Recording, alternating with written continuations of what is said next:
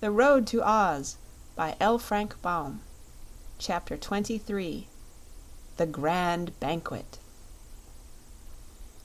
I wish I could tell you how fine the company was that assembled that evening at Ozma's royal banquet. A long table was spread in the center of the great dining hall of the palace, and the splendor of the decorations and the blaze of lights and jewels was acknowledged to be the most magnificent sight that any of the guests had ever seen. The jolliest person present, as well as the most important, was, of course, old Santa Claus, so he was given the seat of honor at one end of the table, while at the other end sat Princess Ozma, the hostess. John Dough, Queen Zixi, King Bud, the Queen of Ev and her son Evardo, and the Queen of Merryland had golden thrones to sit in, while the others were supplied with beautiful chairs. At the upper end of the banquet room was a separate table provided for the animals.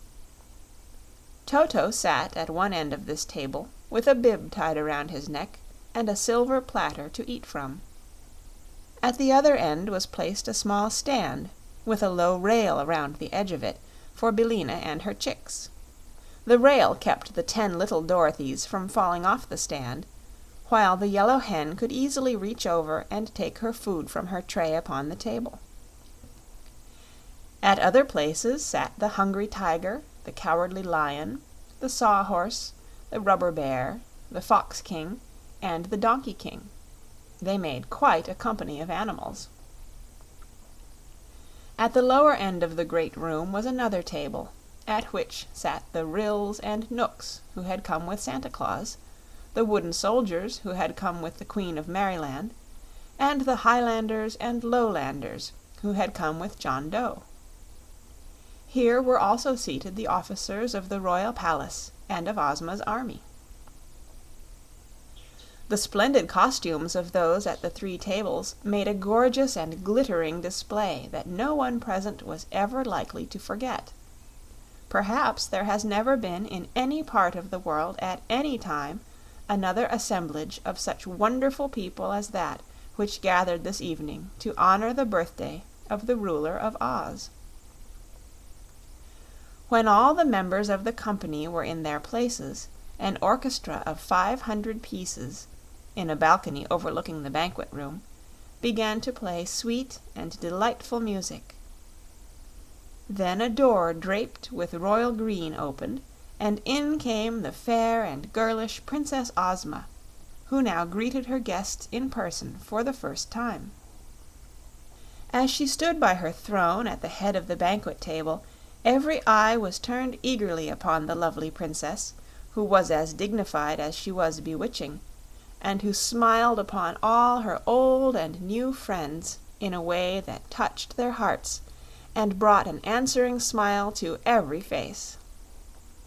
Each guest had been served with a crystal goblet filled with lacasa, which is a sort of nectar famous in Oz and nicer to drink than soda water or lemonade. Santa now made a pretty speech in verse congratulating Ozma on having a birthday, and asking every one present to drink the health and happiness of their dearly beloved hostess. This was done with great enthusiasm by those who were made so they could drink at all, and those who could not drink politely touched the rims of their goblets to their lips.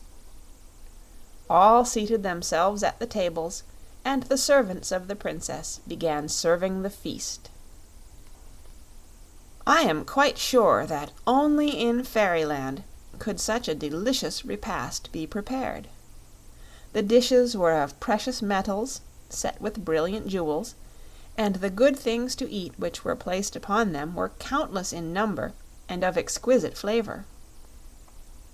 Several present, such as the Candy Man, the Rubber Bear, Tik-Tok, and the Scarecrow, were not made so they could eat, and the Queen of Merryland contented herself with a small dish of sawdust, but these enjoyed the pomp and glitter of the gorgeous scene as much as did those who feasted.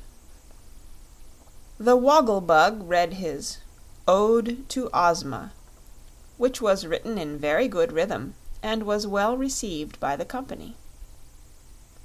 The Wizard added to the entertainment by making a big pie appear before Dorothy, and when the little girl cut the pie, the 9 tiny piglets leaped out of it and danced around the table, while the orchestra played a merry tune.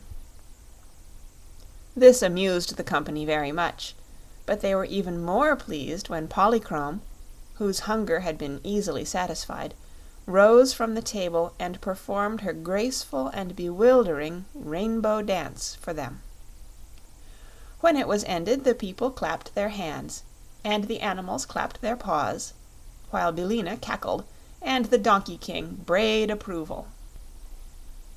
Johnny Dooit was present, and of course he proved he could do wonders in the way of eating, as well as in everything else that he undertook to do. The Tin Woodman sang a love song, everyone joining in the chorus, and the wooden soldiers from Merryland gave an exhibition of a lightning drill with their wooden muskets. The Ryls and Knooks danced the fairy circle, and the Rubber Bear bounced himself all around the room. There was laughter and merriment on every side, and everybody was having a royal good time.